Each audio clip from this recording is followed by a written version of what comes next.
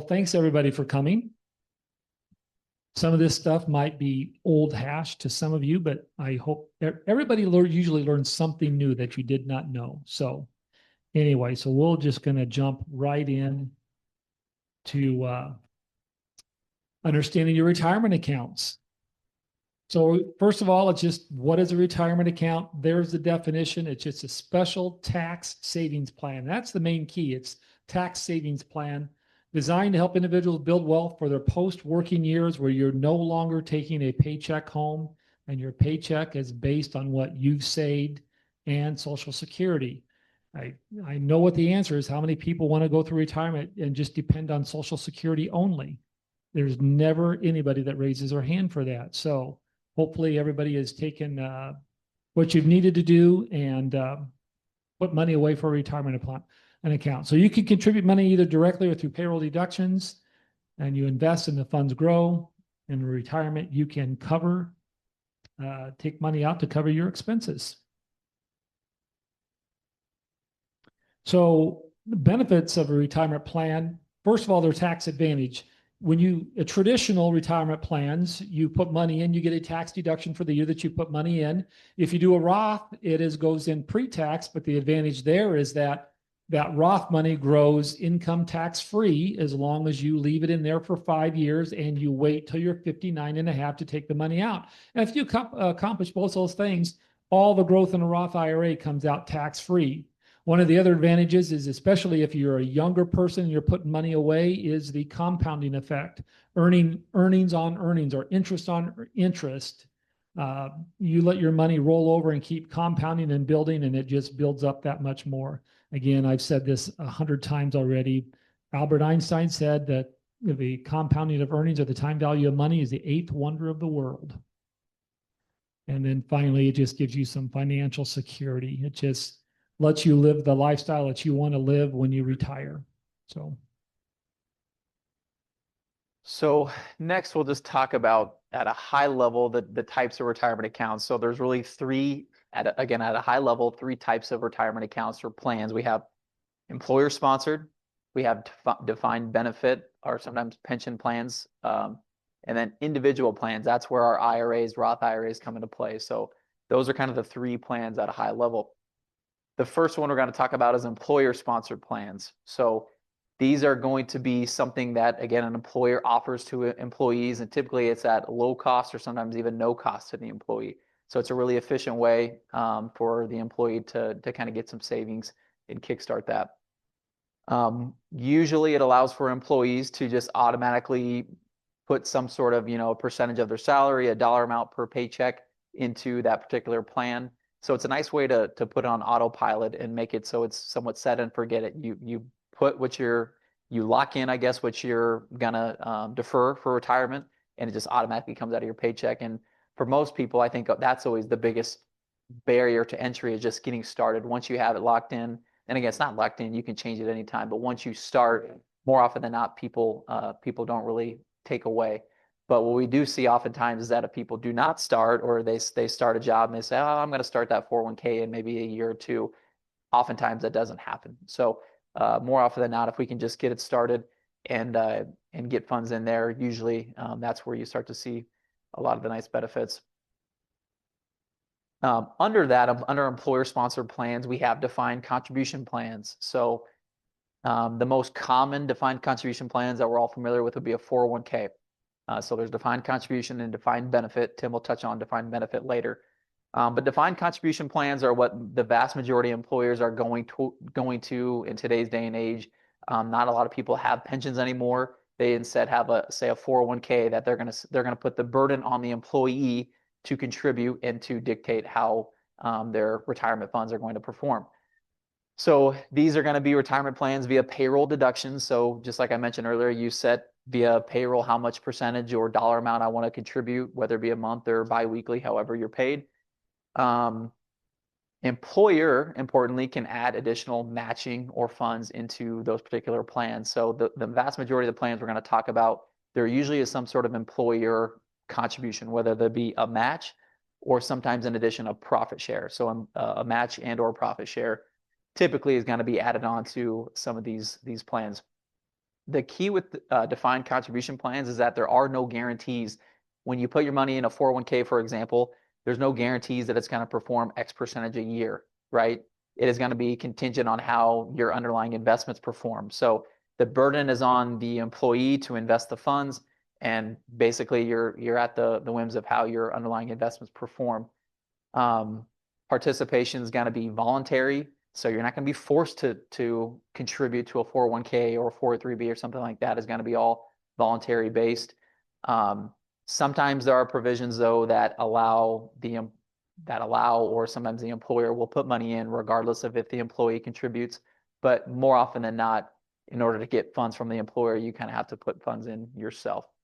And self-directed, what that means is that the employer does not dictate where your funds are being invested. So self-directed meaning here's your fund lineup, here's what investments you have to choose from, and you basically have the choice to determine where your investments or your funds are going to go.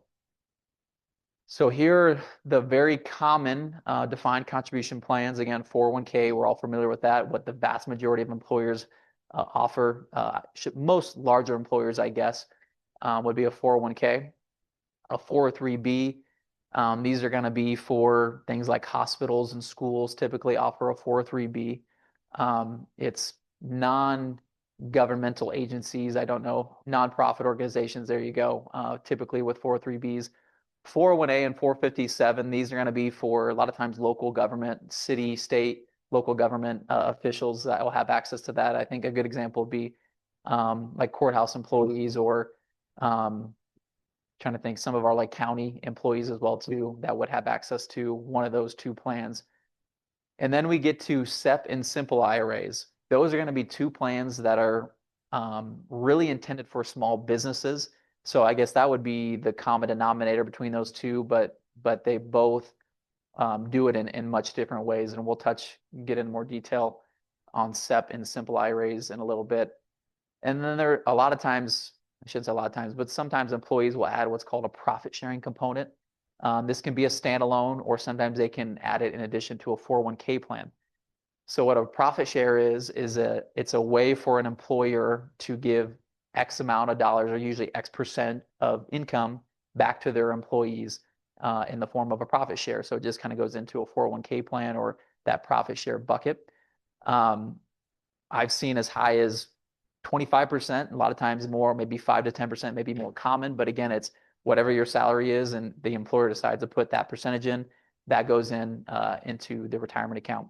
A lot of times that's usually a lump sum contribution that goes in at the end of the year. And it's also discretionary, meaning at the end of every year, the employer gets to dictate, A, if they're going to do it, and B, how much they're going to do.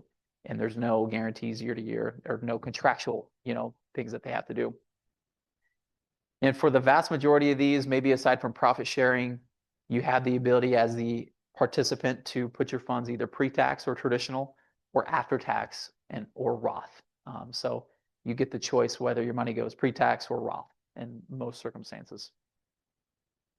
Does anybody know why we call a 401k a 401k and a 403b a 403b? And where do those words come from, or those numbers and letters come from?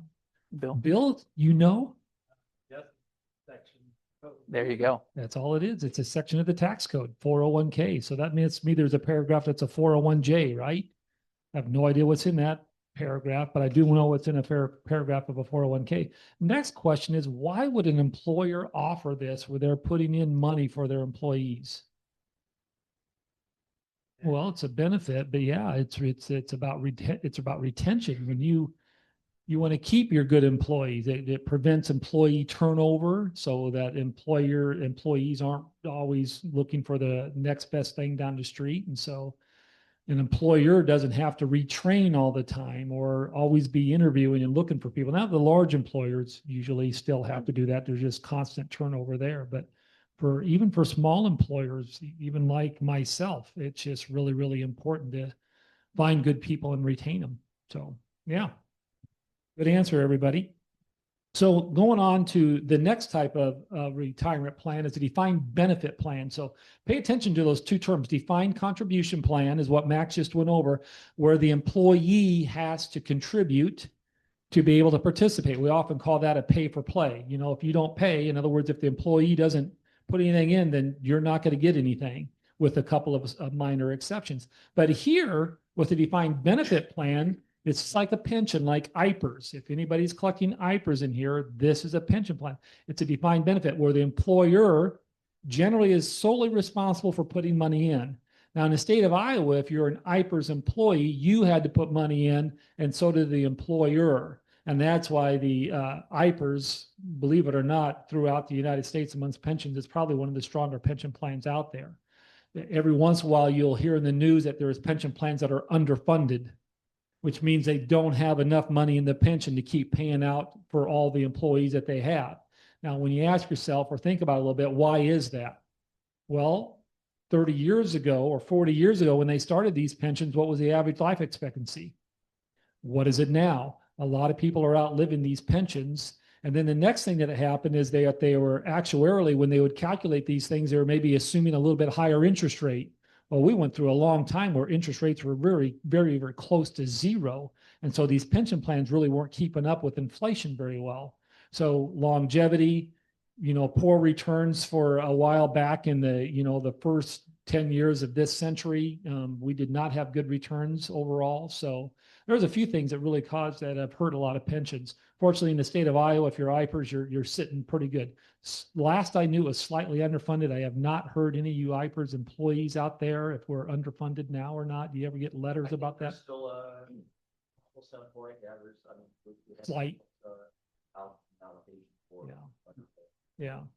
So it's but it's not terrible anyway. So anyway, so defined benefit plans are pensions or employer sponsored plans. Defined benefit plans are funded by the employer with a lump sum or a series of payments to the employee when they do retire. So that is one thing that a lot of people don't realize, is that you can take your benefit as a lump sum. Now, if you took it as a lump sum and put it in your checking account, guess what?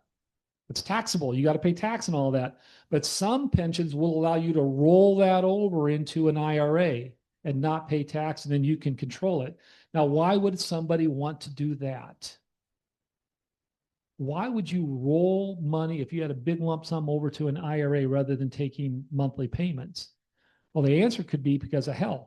Because pensions generally cease to exist when you and your spouse are deceased.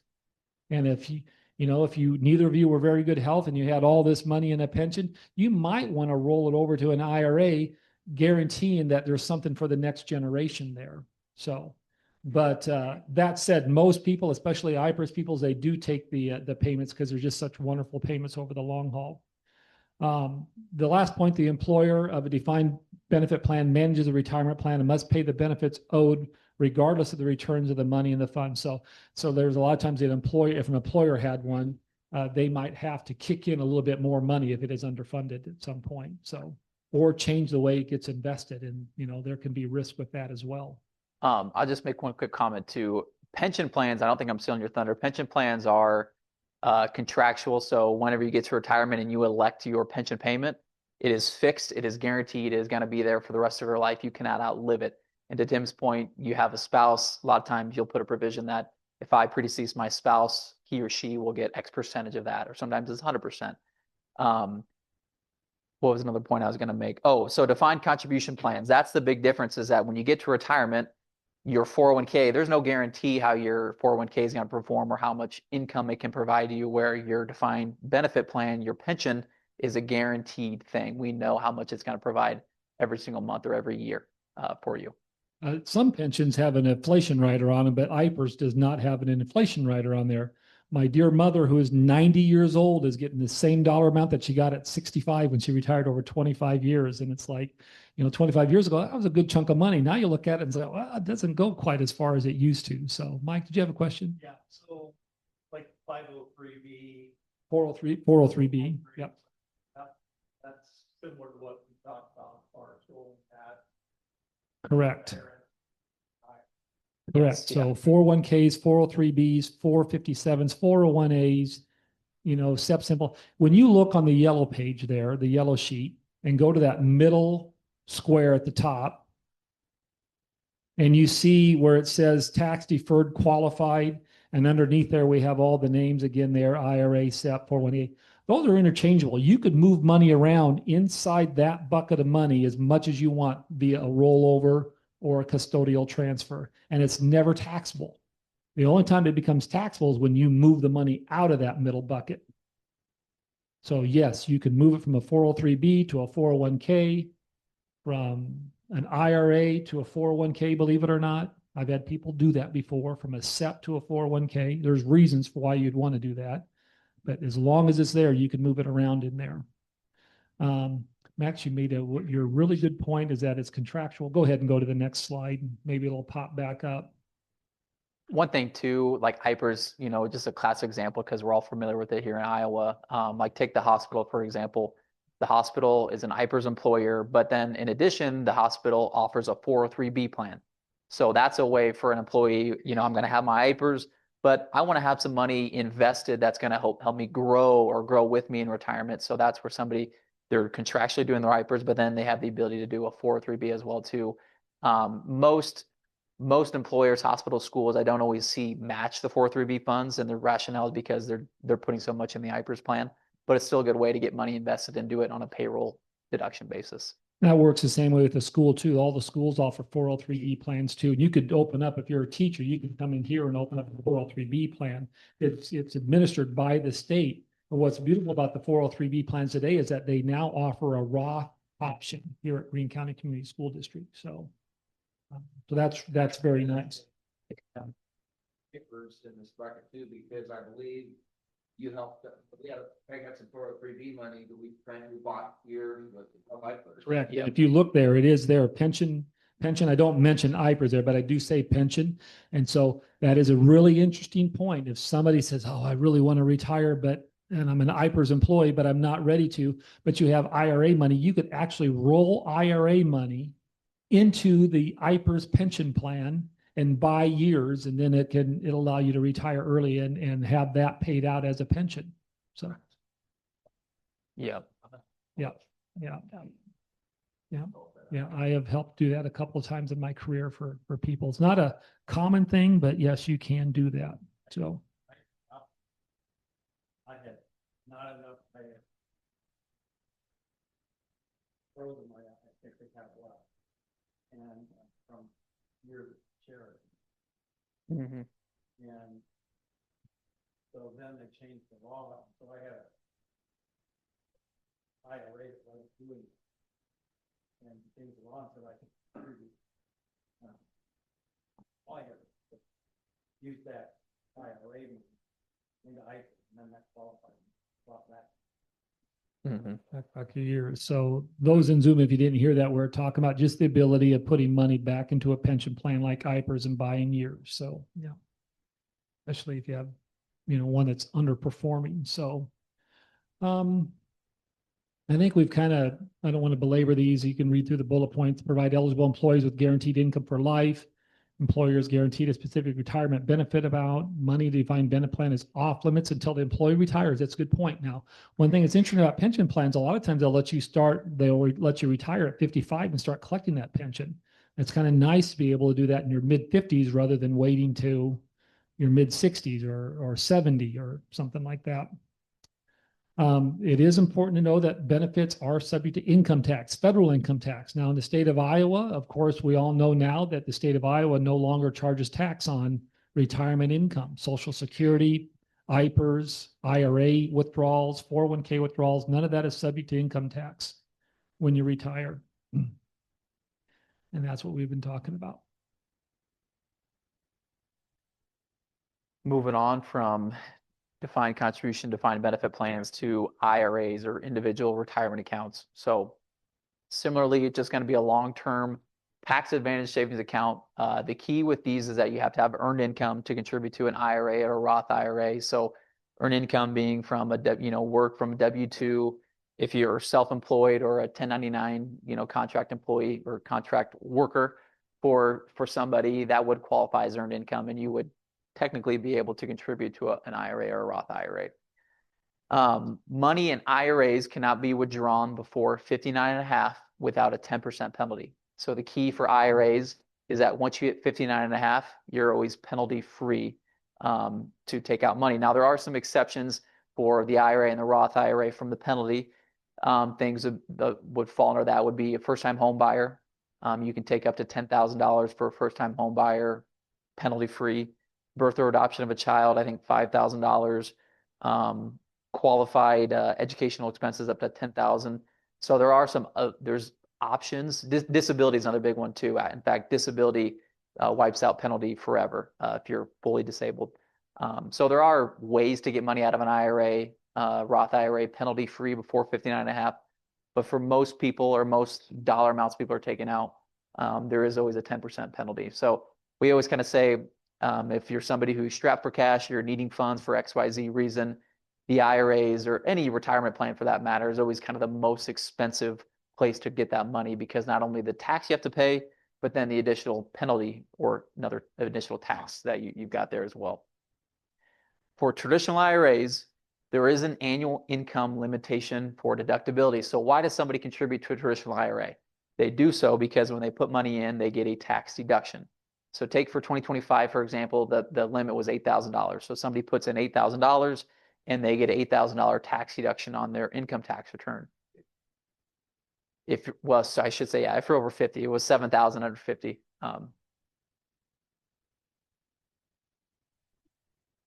We're all here. So I'm speaking to the crowd. So You just didn't want to say it.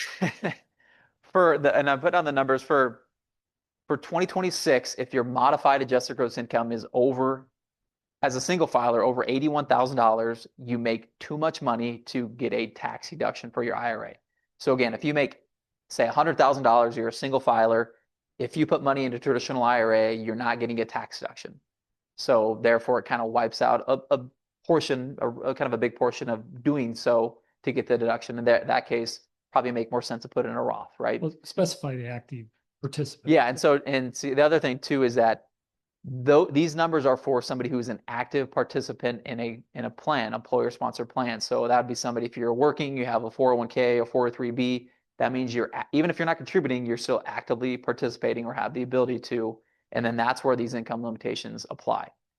However, if you're somebody who, say, you're self-employed or you work for an employer who doesn't offer a plan like that, then these numbers go out the window, and then all of a sudden you're looking at, I think, I don't know the single file numbers, but for a married couple, for example, it's $246,000 is the bottom end as far as being able to get a deduction.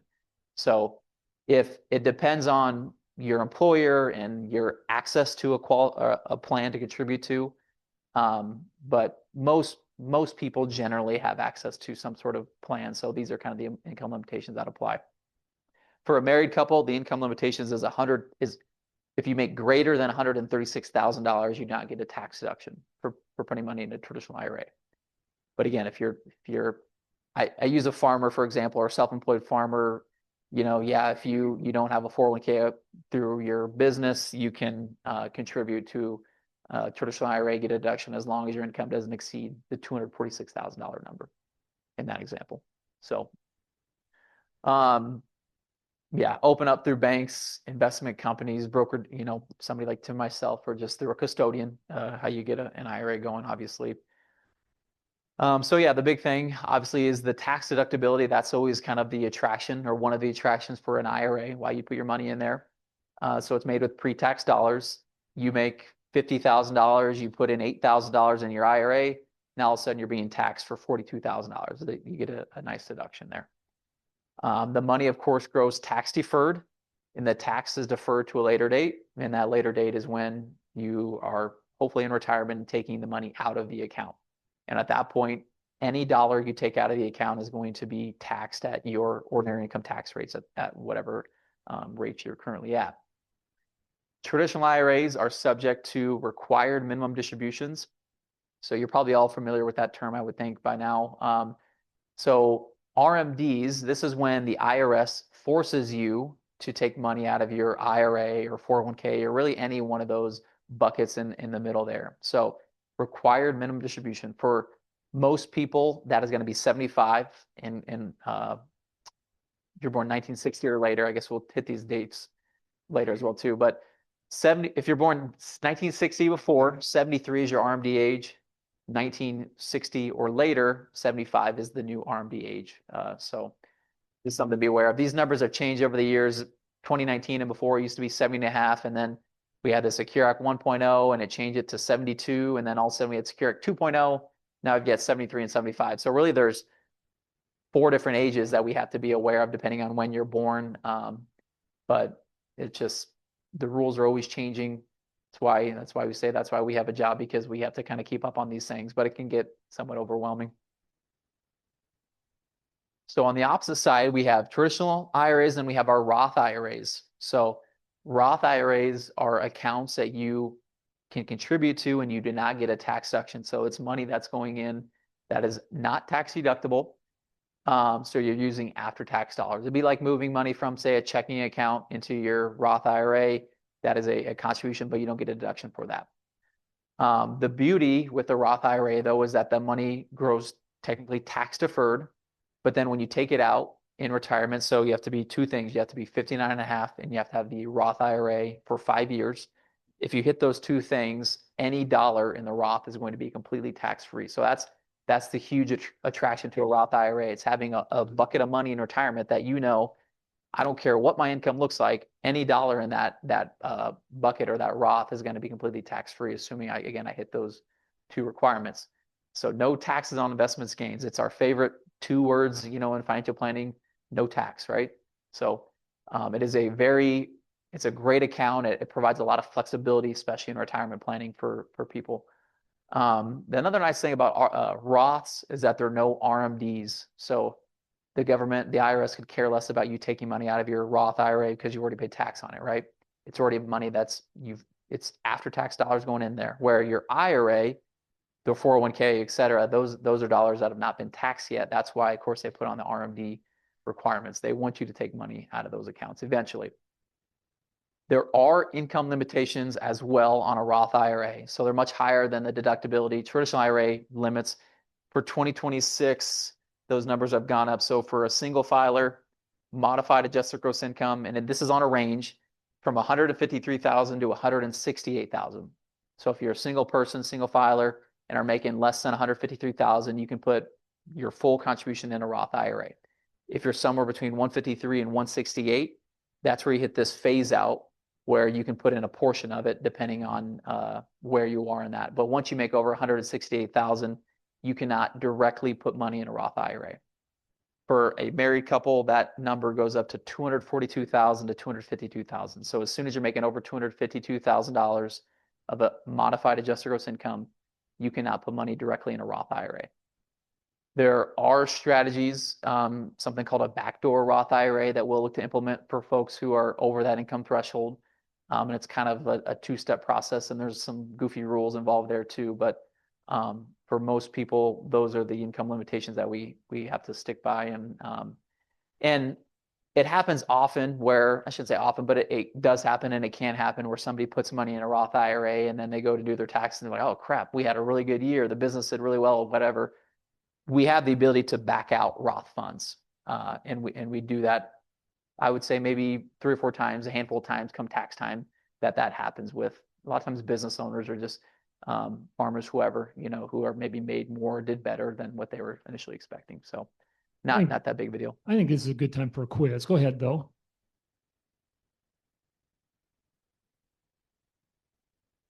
That is correct. Yep. All of these retirement plans we're talking about are all depending on having earned income. Does everybody know what earned income is? Money you earn from working.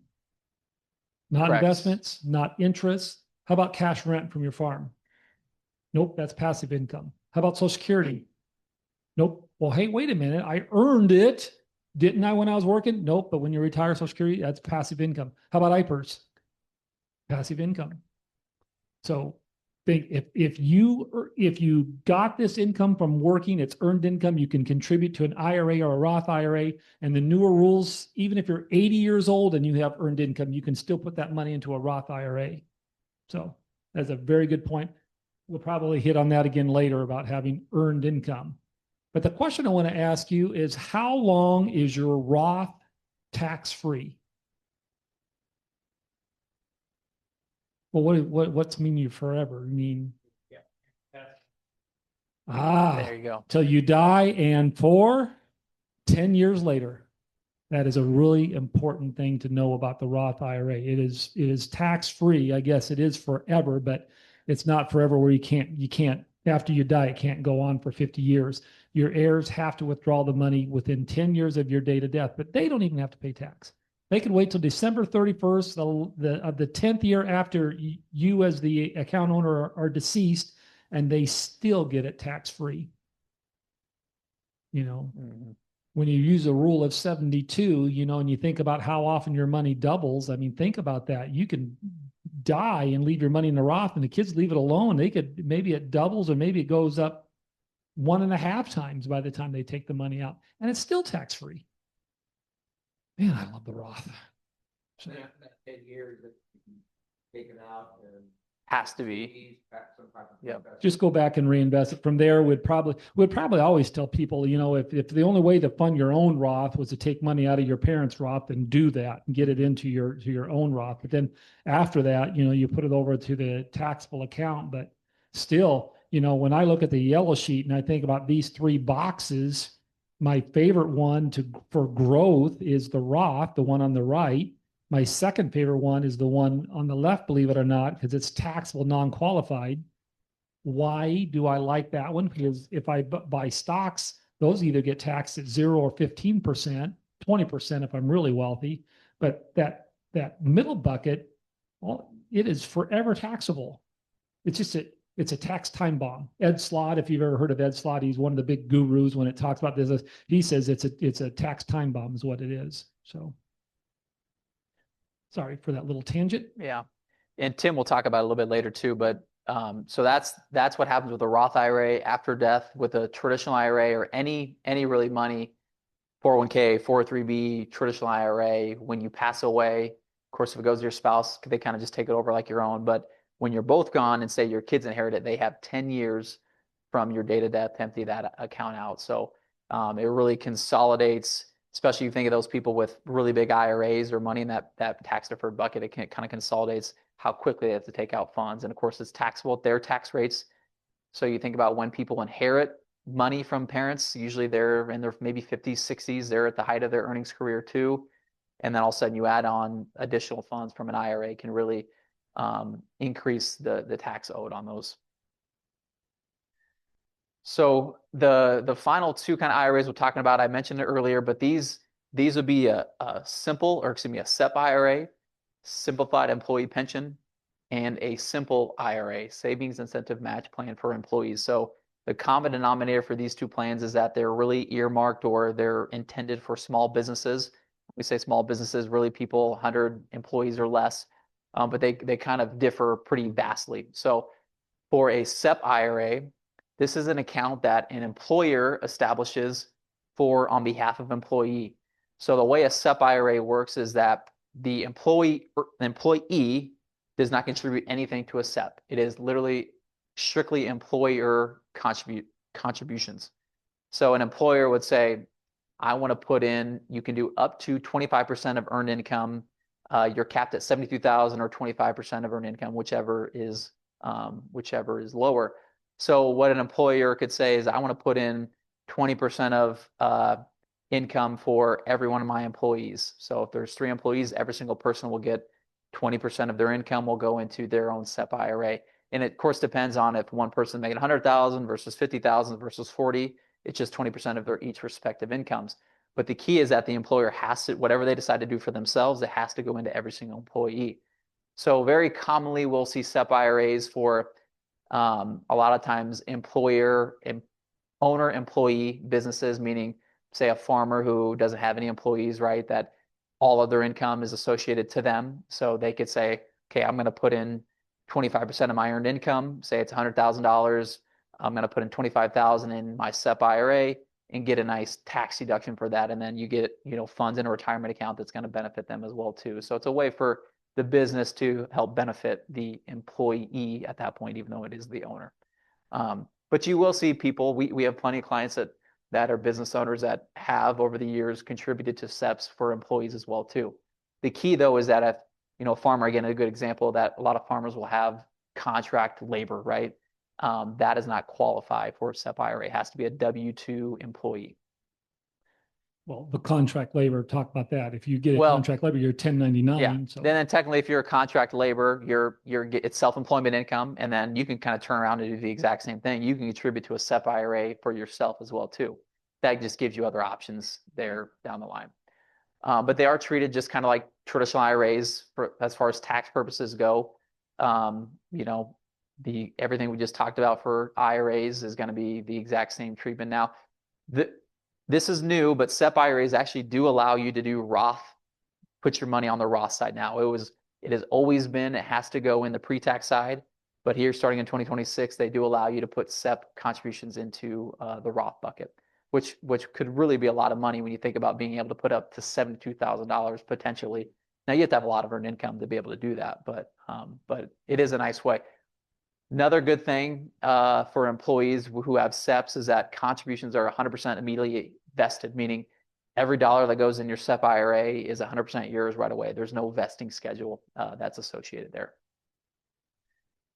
The other side for a small business would be a simple IRA, and these would be, I'd compare more accurately to a 401k or a 403b, for an example, where it's employer sponsored, employer participation is voluntary, but if you put in X percentage of your income, and the employer will likely match. So the key with a simple is that there's really two ways that an employer can set it up. They can say, we're either going to put 2% of everybody's income in the simple IRA, whether they contribute or not.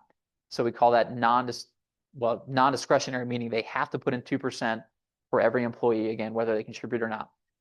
Or they can say, we're going to put in 3% if an employee contributes up to 3%. Or if you contribute up to 1, we'll do 1, but up to 3%, we'll contribute up to that. So that's the kind of the pay to play model. So you put in 3, we'll match 3. You put in 6, we match 3.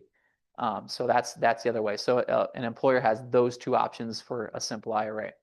They can be more generous as well too. They don't have to do just 3%. That's contractually 2 or 3. They can go up higher if they so choose. The name simple becomes because it is supposed to be a simpler way for employers to offer a plan that is going to be cheaper.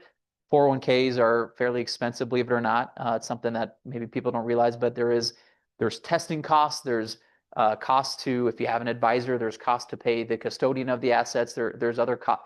The other thing too is that you have what's called a TPA for 401ks, so they can be fairly expensive, a few $1,000s at least a year.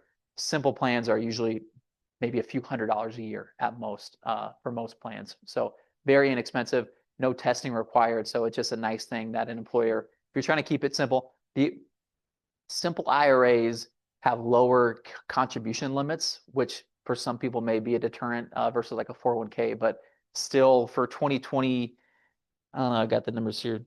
For 2026, if you're under 50, you can contribute 17,000 to a simple, so still a pretty high dollar amount.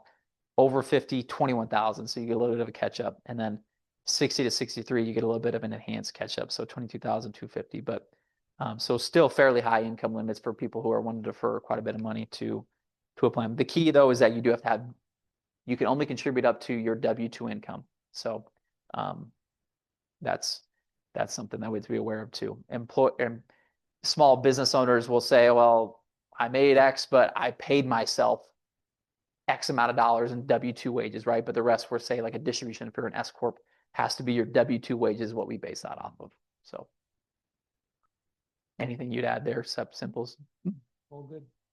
Next, we're going to talk about contributions and the contribution limits. And so we have a chart up here that, well, on this side talks about plans like 401ks, 403bs, 457s, and the other side is your IRA limits for 2026. So if you're a participant in a 401k, you can make an employee contribution of $24,500. If you're over 50, you get an extra $8,000 catch up for a total of $32,500. If you're under 50, you could only do the $24,500. And then the total contributions for the employer side as well is a maximum of $72,000 or $80,000 if you're over 50. How do you get there? Well, you've got the employee side, then you got your employer match, which could be anywhere from 3 to 6 to maybe even 8% if you have a generous employer. And then this would also include the profit sharing.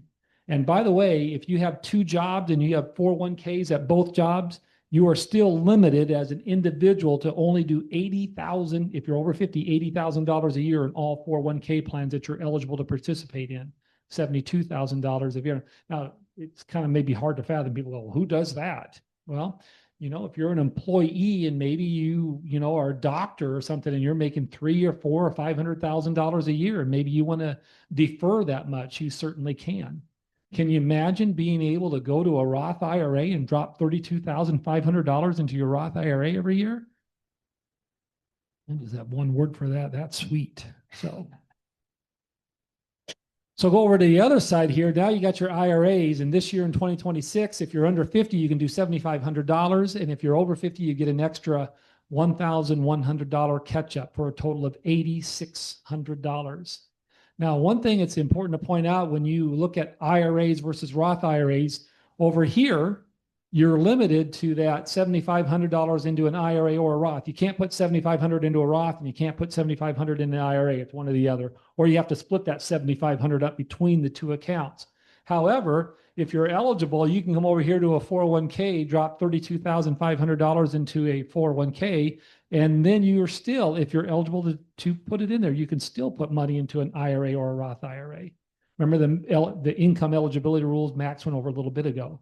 So kind of depending where you're at and if you have the cash, a lot of times Max and I will get people who will inherit money and they go, okay, I've got all this money. What should I do with it? And you know what we tell them? The first thing to do, put something into a Roth IRA, get it into a Roth IRA if you're still working. So somebody might be able to come along and drop that kind of money into a Roth or a traditional IRA if they wanted to take the tax deduction. But anybody have any question on those contribution limits? Yes.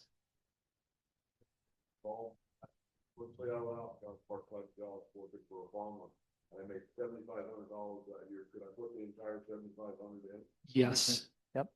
What if you only made $5,000? That's correct. What if you made $50,000? You're limited. Yeah. That's a good question. Yeah, you can do even over there on the 401k side. If all you made was $32,500, you can put the whole thing in on a 401k. If maybe you had a spouse who was really wealthy and you say, well, I don't need any of this money. I'm just going to sock it all away. So yeah, you can do that. But those rules are nice when you can put that money into a Roth IRA. Employer contributions, the employer match. Many employers will make a match percentage of your contributions, as Max was talking about. I just get amazed at the number of young people who maybe don't quite understand this, who have an opportunity to invest in a 401k with an employer match and they choose not to. I just want to take them and say, listen, you need to sit down and listen to me a little bit and just let me do a time value of money calculation for you. You're 20 years old, you're 22 years old. And what happens when you put $100 a month in for the rest of your life and then they match $100? I mean, that is a serious sum of money. Or, I mean, we're talking about $3.4 million, probably $100 a month for 50 years, with a match. It's crazy how that grows. So, yeah, we already talked about the IRS limits on how much money you can put in. Yeah, the employer is free money. There is a vesting schedule, and the vesting schedule for yours money, it's always your 100% vested, meaning that if you put money in today and you left tomorrow, you can take that money with you. But the employer money may have an investing schedule where the employer says, I'm going to put money in here, but you have to work for me for 3 years or 5 years, or it used to be even 7 years in some cases before you can have that money. So it kind of depends on the plan. Do you know what my vesting schedule is here? Is it 5 years? Or 3? Profit share, but not the match. The match is safe harbor. So I'm letting you, so you can quit and take all the money that I paid. So employers can be extra generous and sometimes it's a requirement, but you can add what's called a safe harbor provision. So I talked about 401ks, and this is going to be too much, over in the weeds, but there's testing involved for 401k plans, meaning you have to have certain things that have to be kosher in the plan for it to pass, if you will. And if not, then somebody has to put in more money for other employees. So what we have and what a lot of employers that we'll work with have a safe harbor provision, meaning any match that they put in does not have a vesting schedule. It's 100% vested right away. But then Tim, like at Journey Financial, is generous enough. He's doing a profit share component as well. Since the profit share is discretionary, he has the ability every year to say, we're going to do X percentage of income. That has its vesting schedule. I don't know what ours is, maybe 5 years, but so that's very common.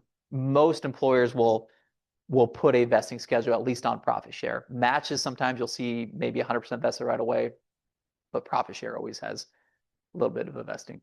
And it's sad. I don't even know my own rules for my own plan. It's like, so I have max. So, hey, yeah, that is important thing is just the vesting schedule, and employers do it. It just, you don't want to have the turnover all the time and people taking the money and running. They'll hang around a little while longer. Any questions on any of that? Conversions. We love talking about conversions because this is just simply paying a little bit of tax now and having that money grow tax-free for forever, as we said, or for the rest of your life plus 10 years. So conversions, any account that has a SEP, Simples, 401ks are all possible to convert money to a Roth IRA. If you're looking at your yellow sheet there, you look at the middle bucket, find tax deferred, and it's that lower arrow. It says conversions. You can convert to a Roth IRA. Important point to remember is that whenever you do a conversion, it is taxable. Does a conversion affect how much you can contribute to an IRA out of your checkbook? Does a conversion limit how much money you could contribute to a Roth IRA out of your checkbook? Answer is no, it does not. You can convert as much money as you're willing to pay tax on. We heard a couple of years ago at one of my Ed Slot meetings, a guy converted $3 million out of an IRA into a Roth. And paid tax. He must have been really, really rich, but he just thought that was the best thing to do in his life at that point. So he did. I just think that's slightly insane, but they probably ran the numbers, figured it out that this is we'll get it over with. I mean, think about $3 million sitting in an IRA. And let's say that it doubles maybe 8 or 9 years. And let's say he was 40 years old. I mean, that $3 million could turn into 6 to 12 to 24 in no time at all. And, you can end up having an IRA worth, $24 million of taxable income someday. So by him saying, well, I'm going to pay the tax on $3 million now, get it into the Roth and let it double, triple, quadruple there, then you got a tax-free account. So anyway, so remember, conversions are always taxable. You can convert as much money as you want. It does not affect your ability to do contributions. So conversions have their own 5-year wait period. We always talk about Roth IRAs have that 5-year clock, and you'll hear us talk about getting that 5-year clock started. And we tell people, like right now, put $100 in. In fact, we had a client today. We said, put $100 in right now and call it a 2025 contribution, just so you can get that clock started, because the clock starts on January 1st of the year you make the contribution for. So if somebody made a contribution to a Roth IRA today for 2025, your 5-year clock started on January 1st, 2025. Did I say that right? Everybody follow that? So you already got 14 months of your 5-year clock out of 60 done already. So we're always talking about getting that Roth 5-year clock going. But if you don't have an IRA, or a Roth IRA, and you do a conversion, the first time that conversion starts that clock in the year that you do it in, not the previous year. That is correct. We call it the forever clock. Once you have satisfied that 5-year clock, you've satisfied it forever. Now, what's that 5-year clock about? What money do you have to leave in there for 5 years? It's your earnings. Because remember, your principal has already had tax paid on it. So the government, the IRS, could care less if you took your earnings out, because you've already paid tax on that. So a conversion is like principal. So if you converted money and paid tax on it, now there's a couple of the crazy rules in here too, because it's whether or not you're 59.5 above or below. But if you converted money to a Roth and you wanted to take that money out a year later, you can, but you have to leave the earnings in. So whenever you take withdrawals out of are we going to talk about this later, Max? Yeah. All right. Thank you. Okay. Yeah, we are. Or do you want me to touch on now? Sure. The issue is that when you take money out of a Roth, principal is always deemed to come out first, and then earnings. So it's principal by contributions, principal by conversions, and then finally it's earnings out of a Roth. So whenever you take it, that's why when we look at Roth IRAs, we have a cost basis. In other words, how much money did you actually put into a Roth? We track that. Roth IRAs, Roth 401ks have a basis.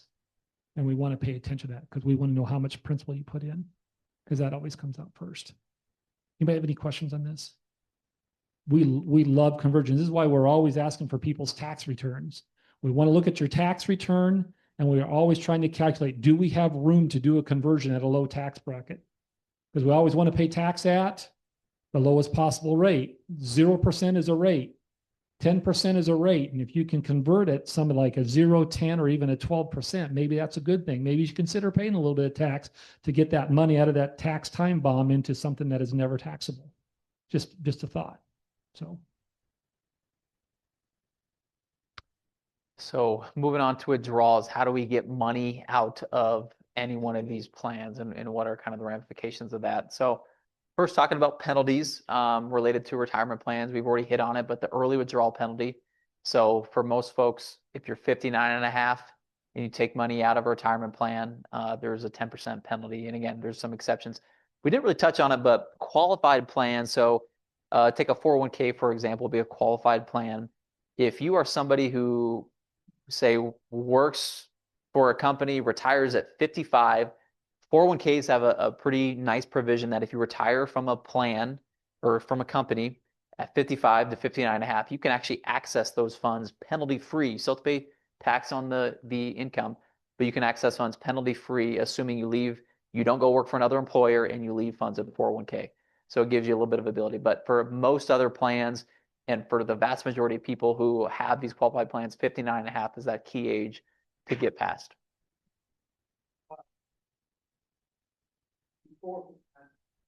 Yeah. Yeah. So a client retired and had money, large sum of money in a 401k, and said, well, I still want to, I need some money over these next maybe few years to kind of get me by. So what he did is he rolled over a good portion to his IRA and kept a nice portion back. So he's taking funds from his 401k on a monthly basis, and it's taxable, but there's no penalty. And then we've got the money in the IRA trying to, grow, hopefully a little bit more. But well, it was really interesting because he ended up talking to a couple different advisors. And when we found out that he was only 58 years old or 57, I said, well, you can't roll this money out of your 401k right now. If you do that, you can't touch it until you're 59 and a half. So you're locking yourself out for a couple of years. He goes, oh. And I said, you can do a partial, but you need to keep whatever you think you're going to need for the next 2 years inside that 401k. And we were up against another company, and the other person did not tell him that. They were anxious to get that huge rollover right away. And we said, we just told him the truth. And we ended up getting the business because of that. We just said, here's what you got to do. You don't want to, tie yourself up against that. Yeah. There's a lot of rules that we even discussed today that apply to different plans and stuff like that. So it's always good to just be aware, ask us, get a second opinion, stuff like that, because there's what we sometimes call them fatal plans or fatal errors that you can have that can really screw things up. For RMDs, there is a tax or a penalty if you forget to take out an RMD. So previously it was 50%. Here a change a couple years ago. Now they've reduced that to 25%. So if you fail to take out your RMD by the deadline, there's additional 25% penalty or tax above what you would have to take out, pay income tax on. So it can be a pretty hefty penalty that would happen. Now, if you catch it in time, the IRS is pretty forgiving. They'll reduce that more than likely to 10%. But it is a really big deal. And somebody asked earlier this morning, is like, well, do you guys keep track of that? And of course we do. Kim has been great forever, and now Chrissy's on there too. And I think we have a list in October of here's who needs to take out RMD still, and she starts calling those folks October or November. Once we get started in December, we're really pushing, trying to get people in and figuring out a plan to get money out of there. So I think this last year we had a couple people wait till like December 30th, but wait till the very end. But we try to get them done much earlier than that, just because we want to avoid having to deal with that penalty, obviously. Excess contribution penalty. So this is a tax per year when you have money in an account that was deemed that you can't really have it in there. So take, for example, my Roth IRA, you're over the contribution limit. and you put money in a Roth IRA, you filed your taxes, crap, I made too much money, but you never did anything about getting that money out of the Roth IRA. Every year you leave that in there, there's another 6% penalty or tax you'd have to pay for the excess contributions for an account like that.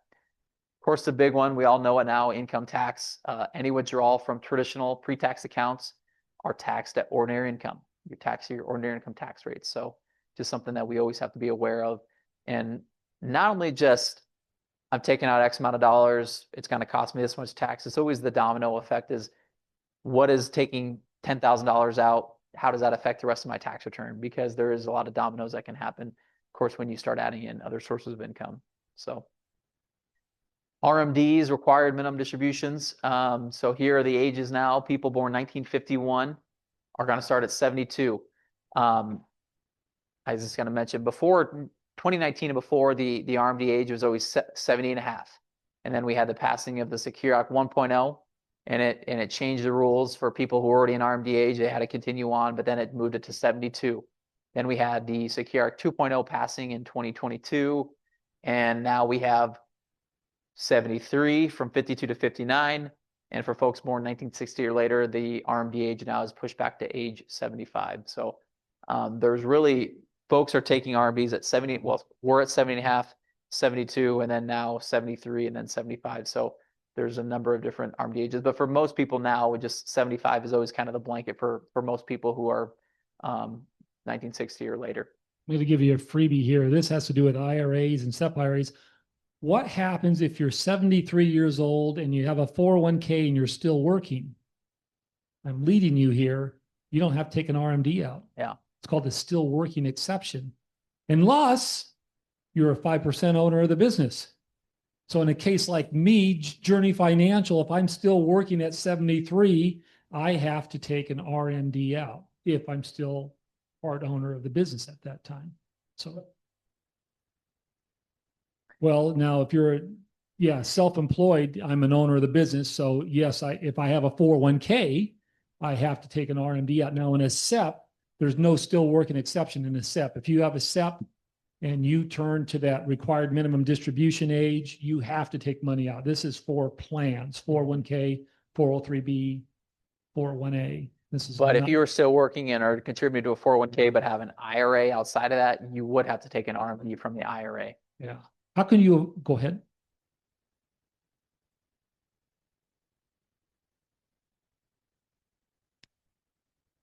I usually go over to that tax divert. Well, I either do a conversion. If you can't convert an RMD first, this is really important. We talk about doing conversions. You cannot convert a required minimum distribution out of your IRA into a Roth. You have to take that money out, put it in your pocket. Then anything above that you can convert. Now, okay, did everybody follow that okay? So now you take out your RMD, where do you invest it?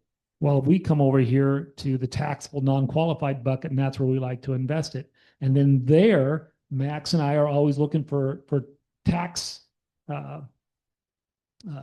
benefit type investments. Tax efficient. Tax efficient. Thank you. Tax efficient investments like stocks, municipal bonds, things like that. I mean, if you really wanted to, I suppose, kick the bucket further down the road, you can put it into a non-qualified annuity. I wouldn't recommend that necessarily, but this way, when you go down here and you look at the ordinary income tax rate, 10 up to 37, then look right above that graph, federal tax on dividends and long-term capital gains, 0, 15, and 20. That 0, 15, and 20 sound a lot better than 10, 12, up to 37%, if you ask me. So we would take that money out, Chuck, and we would move it over to the taxable non-qualified, but we would find tax efficient investments there. For those who are curious how we calculate an RMD, we look at your end of year balance, look at December 31st, take a snapshot, whatever that value is, and then it's divided by a factor of what a life expectancy factor is actually what it's called. So once we have our divisor based on your age, then that spits out what your total RMD is for the year. The other thing too is that all of your IRAs are aggregated together. So whether you have 5 IRAs, the IRS really doesn't care. They could all be worth $100,000 each and don't have each of their own RMDs. But as long as you take out the total RMD, the IRS does not care whether you took it out for all 5 or one of the 5. It doesn't really matter. Just you have to have that total amount out by the end of the year. Again, Roths are not affected with RMDs. Another really important topic for folks with IRAs is what's called a qualified charitable distribution, or QCD is the acronym we use. So this is a really tax efficient way to give money to any of your favorite charities, but get a tax benefit. You don't get a deduction, but it's a way to get a tax benefit. So let me explain. Most people anymore do not get a tax benefit from giving to their charities if you don't itemize your deductions. Most people take the standard deduction, so when you give money to charity, you're not going to get any tax benefit for that. So here, this is a way to give money directly from your IRA to a charity, and it moves it from a taxable account that's always taxable to you to a 501c3, and they don't of course pay tax on that. So it's a really nice way to continue giving to your favorite charities, just like you probably already are, but get a tax benefit for that now. The key though is that you have to be 70 and a half to be able to do that. You cannot do it any time before, but once you hit 70 and a half, you can start giving money out of the IRA to your charities. 111,000 per person is the limit. I think I've only just seen one of Tim's clients ever come out of that. Most people, are just whatever you're currently, we always just say whatever you're currently doing. Don't necessarily think it's got to be, okay, I got to do way more now. Just whatever you're comfortable with and whatever you're currently doing is what we usually advise. Counts towards your RMD. So say your RMD is $10,000 and you do a $7,000 QCD. Now all of a sudden you're only required to take out $3,000 from your IRA. So it's a nice way to deduct what you have to take out from the RMD. And this bullet point right here is just, I don't want to minimize that. When you do a QCD, it does not increase your taxable income, because it's important is that, remember, your tax return is loaded with a bunch of dominoes. You start taking money out of your IRA, next thing you know, you're paying tax on your Social Security. So by doing QCDs, it may decrease the taxable Social Security base that you're paying on. So things to watch out for there that just really help you out in your tax return. Common mistakes to avoid with retirement plans is not reviewing your beneficiaries. When you have a life event, a death, a divorce, God forbid, a child passing away, we always tell people, make sure you check your beneficiaries and update them frequently and make sure it's exactly the way you want it, and make sure you do it the correct way. One of the big mistakes on retirement planning is not starting early enough. People go, oh, I can't afford it. I can't afford it. It's like, I tell people all the time, start with something, even if it's $25 a month, start with something, but just get the ball rolling. You'll find out you don't miss that $25. The next thing you know, you can up it a little bit every year. We talked about missing the employer match. I just think that's silly. Early withdrawals, there's people that will leave their job. They'll have a 401k. They'll realize, oh, you mean I could take all that money? Yeah, you can, but it's taxable and then subject to maybe at least a 10% penalty, depending on the type of plan. So early withdrawals are also harmful for the long-term, success of your retirement plan.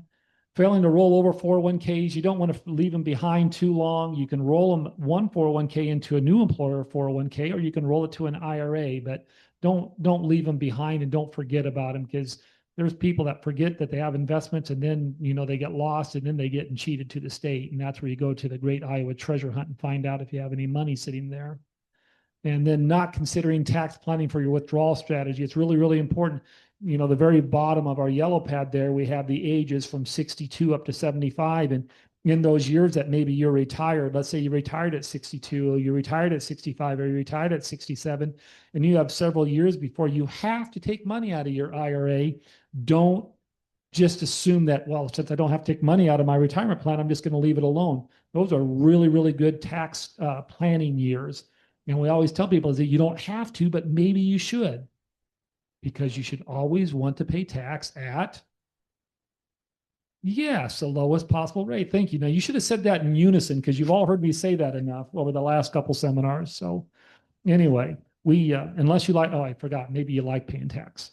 Show of hands. Okay. Next one. Types of beneficiaries, and we're almost done here. There's actually 3 types of beneficiaries. We have the 2 main ones up here, an eligible designated beneficiary and a non-eligible designated beneficiary. The other one is a non-designated beneficiary. A non-designated beneficiary is a non-human.